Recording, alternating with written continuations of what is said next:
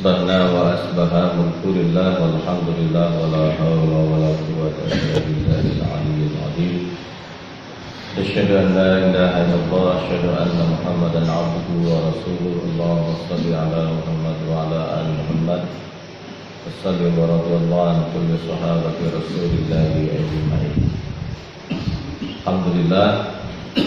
Alhamdulillahirabbil alamin. Pada pagi hari ini kita dihimpun oleh Allah Subhanahu wa taala di majelis ini. Semoga majelis kita ini majelis yang diberkahi oleh Allah Subhanahu wa taala. Serta selawat dan salam marilah kita mohonkan semoga tercurah kepada baginda Nabi Muhammad sallallahu alaihi wasallam sebagai uswah dan qudwah hasanah buat kita semua. Bapak Ibu yang dimuliakan oleh Allah, kita lanjutkan kembali kajian tafsir kita masih di surat Al-Bayyinah. Innal ladzina kafaru min ahlil kitabi wal musyrikina fi nari jahannam khalidina fiha ulaika hum syarrul bariyah. Innal ladzina amanu wa amilus shalihat ulaika hum khairul bariyah. Jazaa'uhum 'inda rabbihim jannatu 'adnin tajri min tahtiha al-anhar khalidina fiha abada radhiyallahu anhum wa radu an dzalika liman khasyiya rabbah. Di ayat yang ke-6 ini Allah menjelaskan bagaimana posisi orang-orang yang min ahlil kitab wal musyrikin. Lalu Allah menjelaskan bagaimana orang-orang yang beriman.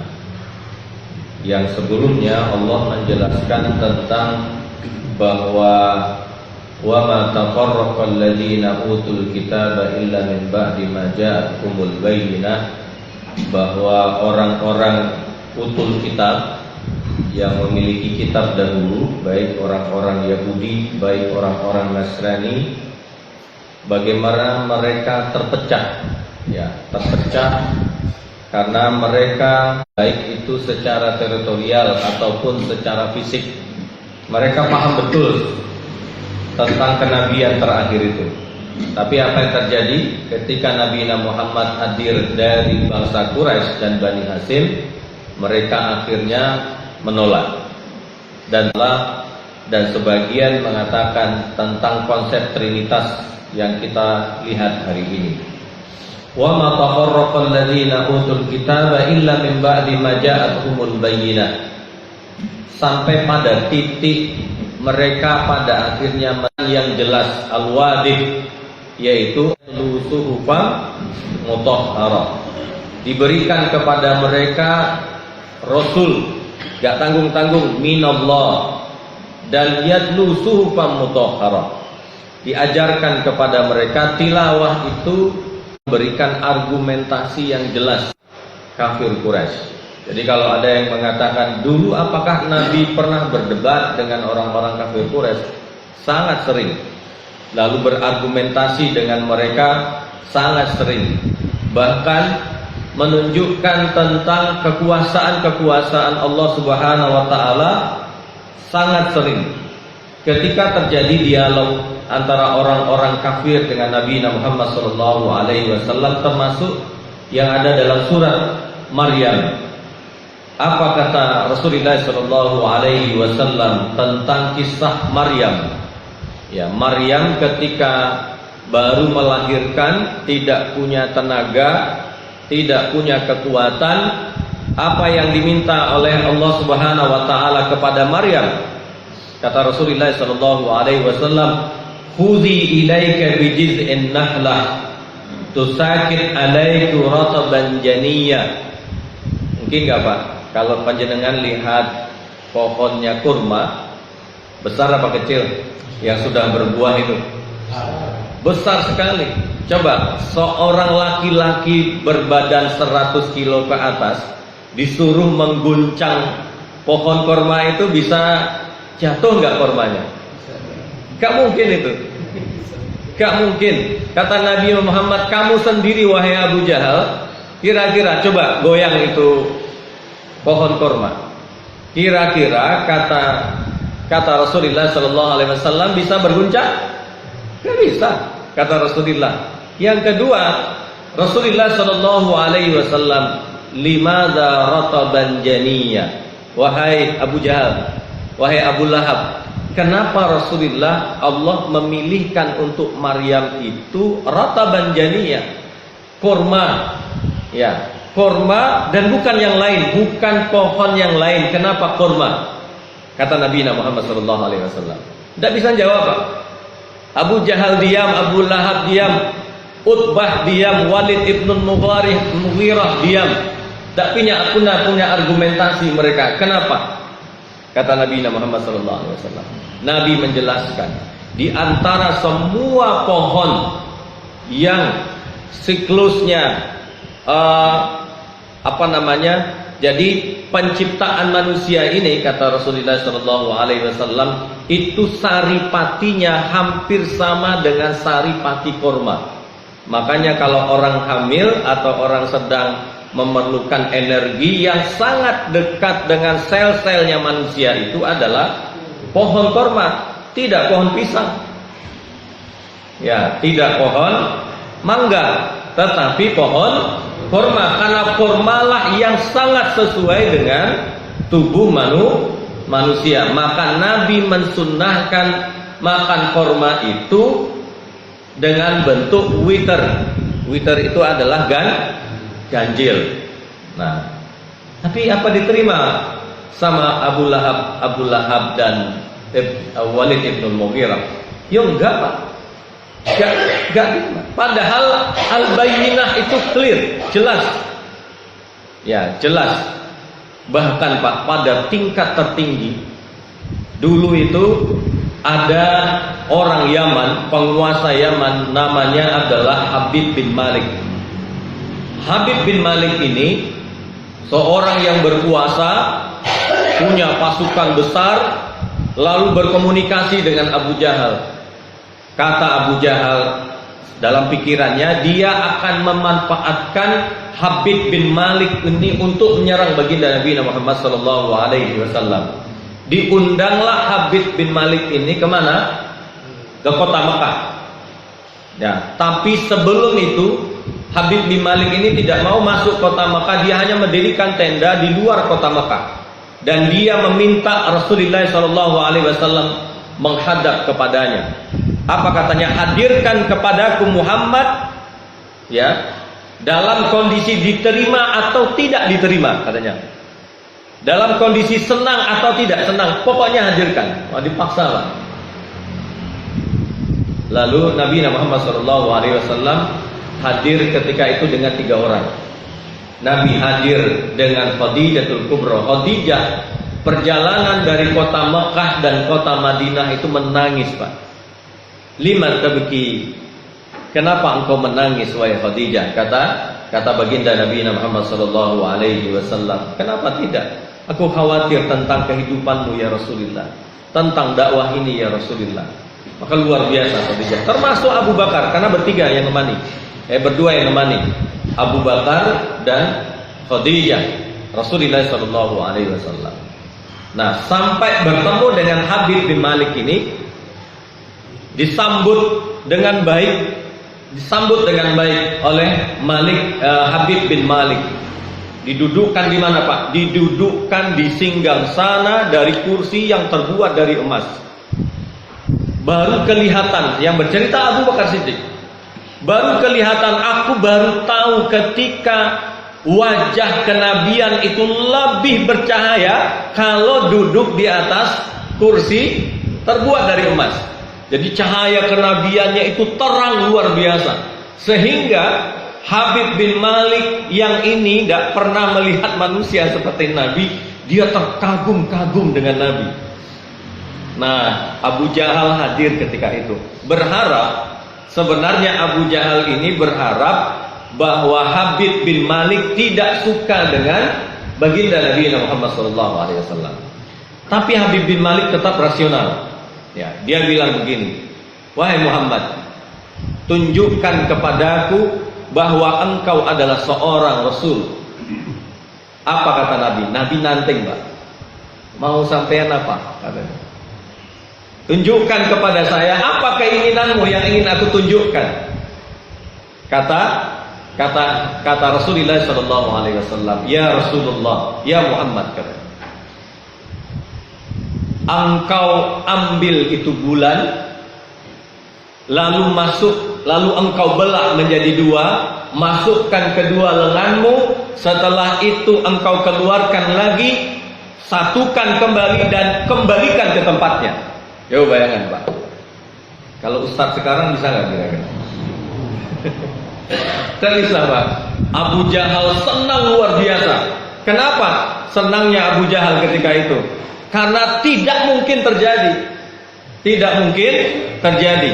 Tapi apa yang dilakukan Nabi? Nabi naik ke atas bukit.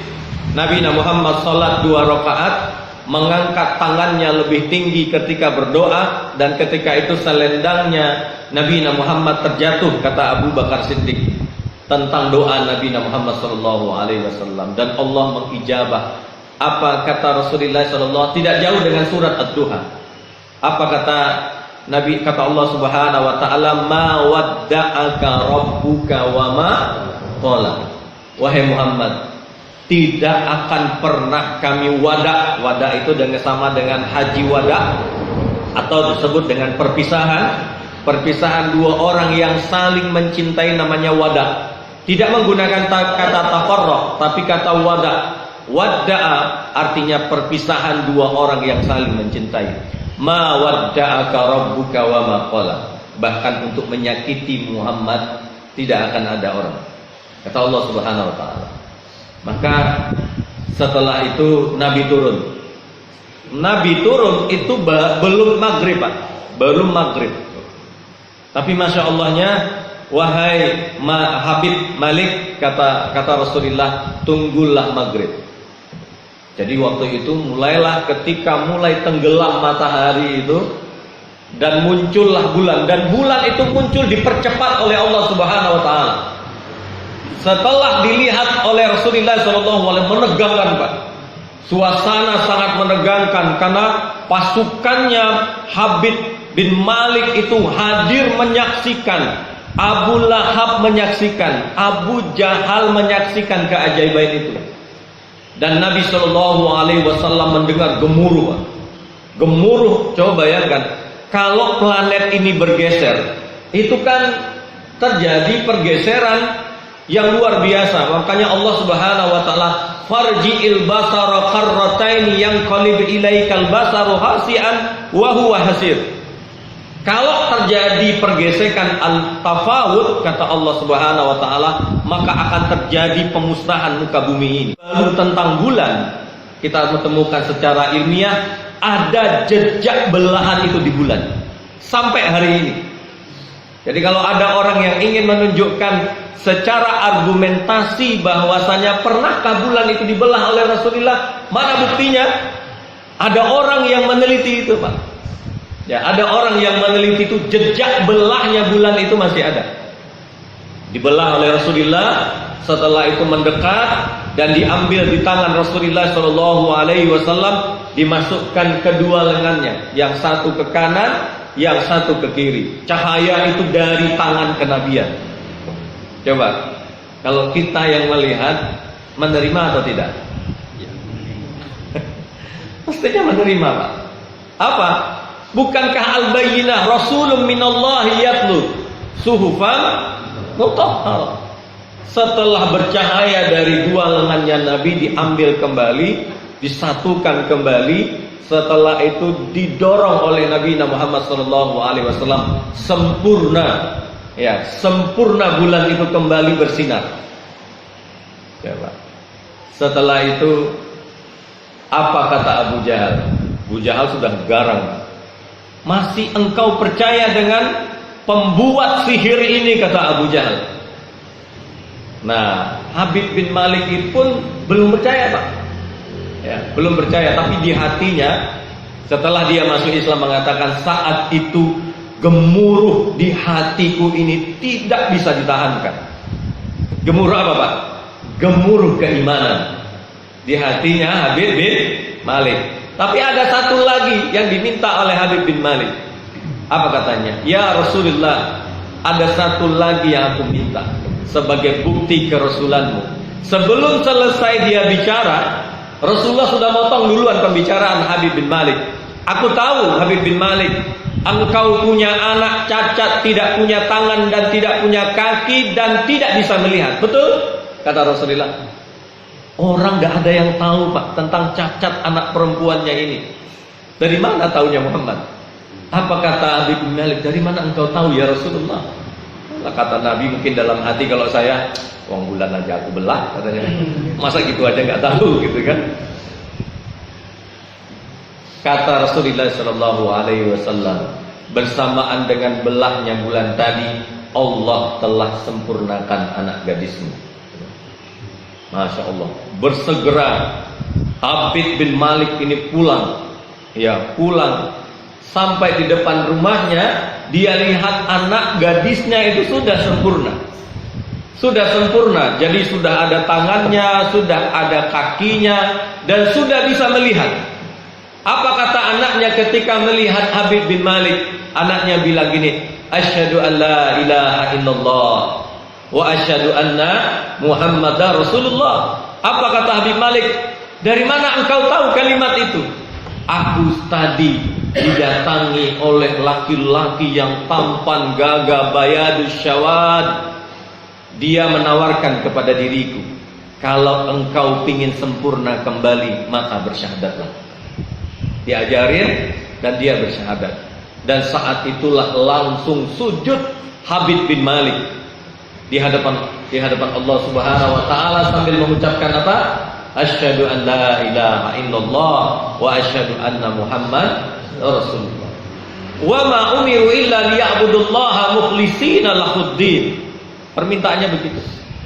Maka apa kurang kebenaran Al-Qur'an itu? Maka kalau ada orang hari ini yang mengkritik Al-Quran tentang otentitas daripada Al-Quran, Masya Allah, ya, dulu pernah ditanyakan Pak, dan ditunjukkan kekuatan-kekuatan dan kekuasaan Allah Subhanahu wa Ta'ala. Maka Allah mengatakan begini, Innal ladzina kafaru min ahlil kitab. Sedangkan orang yang kafir, ya, dari ahlul kitab, baik Yahudi, baik Nasrani, wal musyrikina, ya, fi nari jahannam khalidina fiha. Bagaimana tidak? Ya, mereka memang layak mendapatkan nari jahannam. Kenapa? Karena di hadapan mereka seorang rasul dan mukjizat yang paling mulia, yaitu Al-Quran. Tapi apakah mereka Abu Jahal masuk Islam? Enggak Pak. Pertanyaan saya, setelah melihat mukjizat yang besar itu, apakah Abu Jahal masuk Islam? Tidak Pak. Anda coba bayangkan. Khatamallahu ala qulubihim wa ala sam'ihim wa ala absarihim. Alhamdulillah. Makanya Allah mengatakan innal ladzi. Jadi ada yang orang-orang orientalis itu bilang ayat ini terlalu kejam. Kenapa orang kafir itu dimasukkan ke neraka? Bukankah mereka juga punya amal soleh? Berarti ada yang hilang dari sejarah mereka melihat Islam itu secara utuh. Nah, finari jahannam khalidina fiha ulaika hum syarrul bariyah. Nah, apa yang dimaksud dengan bariyah?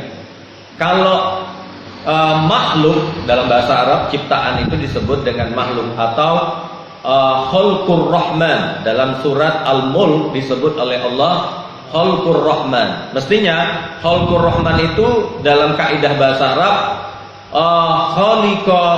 khalaqal khaliq, mestinya begitu. Tapi disempurnakan oleh Allah khalqur rahman. Kenapa diikat dengan kata rahman? Karena semua penciptaan Allah Subhanahu wa taala dalam dampingan kasih sayang Allah Subhanahu wa taala. Di ayat ini Allah melekatkan syarrul bariyah. Ya, kalau tadi khalqur rahman, kalau ini syarrul bariyah. ciptaan yang sekecil apapun tidak jauh ya. Kalau ada yang buruk dari ciptaanku, kata Allah, mana yang lebih buruk daripada orang-orang kafir ini? Ya.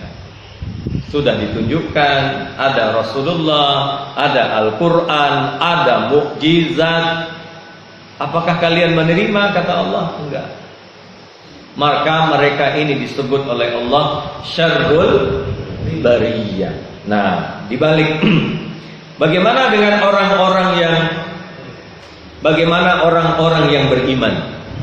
Bagaimana dengan orang yang beriman? Innal ladzina amanu wa 'amilus shalihat ulaika hum khairul bariyah. Insyaallah, Pak. Tapi yang perlu kita ingat adalah kita berharap amal kita itu ditutup dengan kebaikan. Jadi bahwa amal itu dawamuha wa in qalla. Memang ia diharapkan bahwa dia terus kita bisa beramal walaupun sedikit tapi terus. Tapi juga kita juga hati-hati bahwa amal itu bi khawatimnya. Bagaimana akhirnya? Jenengan kenal dulu ada seorang yang termasuk ya dikategorikan oleh Abu Bakar Siddiq sebagai sahabat yang mulia. Tapi bagaimana akhirnya, Pak? Jenengan kenal dengan Abdurrahman bin Muljam? Siapakah Abdurrahman bin Muljam? Orang yang tidak pernah lepas dari zikir lisannya itu. Tidak pernah kering, Pak. Tapi pertanyaan saya, siapakah yang menusukkan pedangnya kepada Ali bin Abi Thalib? Adalah Abdurrahman bin Muljam. Oh, bayangkan. Jadi karena terjadi sengketa ya tahkim itu, maka terjadilah salah. Jadi ilmu yang masuk ke dalam kepalanya Abdurrahman bin Muljam ini salah. Sehingga apa yang terjadi? Jadi kadang mengatakan Ali itu salah. Tapi jangan lihat hadis-hadis Nabi Muhammad SAW bahwanya Rasulullah, istrinya, ahlul baitnya Ali bin Abi Thalib dijamin masuk surga. Bahkan Nabi sendiri yang menjamin, laki-laki yang di sampingku akan menjadi syuhada, tidak akan dia mati kecuali darah mengalir di jenggotnya. Siapa dia? Ali bin Abi Thalib. Ali bin Abi Thalib. Dan dua penghulu surga di dalamnya ada Fatimatul Kubra, istrinya Ali bin Abi Thalib, dan dua cucu baginda Nabi Muhammad Sallallahu Alaihi Wasallam, Hasan dan Husain. Dan Abdurrahman bin Muljam mengatakan Ali bin Abi Thalib sesat karena dia tidak mau mengambil perkara tentang pembunuhannya Utsman bin Affan. Akhirnya terjadi pergolakan berpikir gitu, Pak. Pergolakan berpikir. Dan Abdurrahman bin Muljam, Pak, ketika menusukkan pedang itu kepada Ali bin Abi Thalib, apa zikirnya? Subhanallah. Coba bayangkan. Zikir yang keluar ketika membunuh Ali bin Abi Thalib. Bahkan setelah membunuh Ali bin Abi Thalib, itu kan dikejar sama Hasan. Dipeluk oleh Hasan.